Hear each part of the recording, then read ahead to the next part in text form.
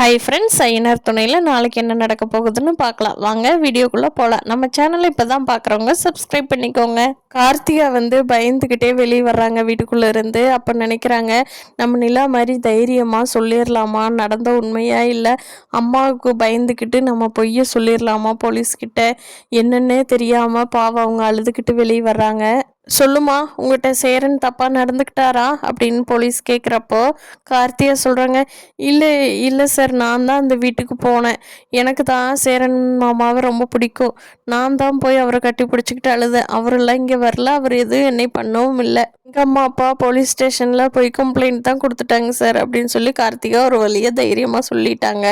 ஆனால் அவங்க அம்மா, ஏய் எதுக்கிட்டே பயக்கிற, அவங்கெல்லாம் 4 பேர் ரவுடி பசங்க நினச்சிட்டு நீ பயந்துக்கிட்டு பொய்யெல்லாம் சொல்லாத, உண்மையை சொல்லு, நானும் அப்பாவும் உனக்கு இருக்கிற சப்போர்ட்டு அப்படின்னு சொல்லி கார்த்திகாவை பயமுறுத்திக்கிட்டு இருக்கிறாங்க. ஆனால் கார்த்திகா எல்லா உண்மையும் போலீஸ்கிட்ட சொன்னதுனால, சரிம்மா நீயா உண்மையை ஒத்துக்கிறதுனால நாங்கள் போகிறோம், போய் அவங்கள ரிலீஸ் பண்ணிடுறோம். ஏம்மா நீ பொய் எதுவும் சொல்லலையே, சுயமாக யோசிச்சு தானே உண்மையை தானே சொல்கிற அப்படின்னு கேட்குறாங்க. ஆமாம் சார், இதுதான் நடந்துச்சுன்னு சொல்லிடுறாங்க. போலீஸும் போய் அவங்க 4 பேர்த்த ரிலீஸ் பண்ணி விட்டுறாங்க.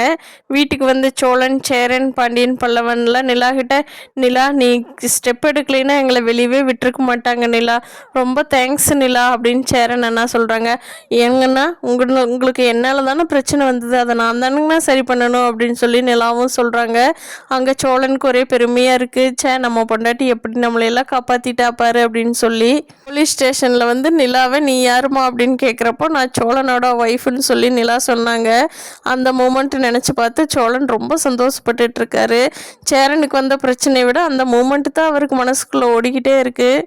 பார்க்கலாம் ஃப்ரெண்ட்ஸ், இனி வரப்போகிற நாட்களில் கார்த்திகாவுக்கு சேரனுக்கு கல்யாணம் பண்ணி வைப்பாங்களா, இல்லை அவங்க வீட்டில் பார்க்குற மாப்பிள்ளையே கார்த்திகாவுக்கு பண்ணிடுவாங்களான்னு இனி வரப்போகிற எபிசோடில் பார்க்கலாம். நம்ம சேனல் பிடிச்சிருந்தா லைக் பண்ணிக்கோங்க. தேங்க்யூ.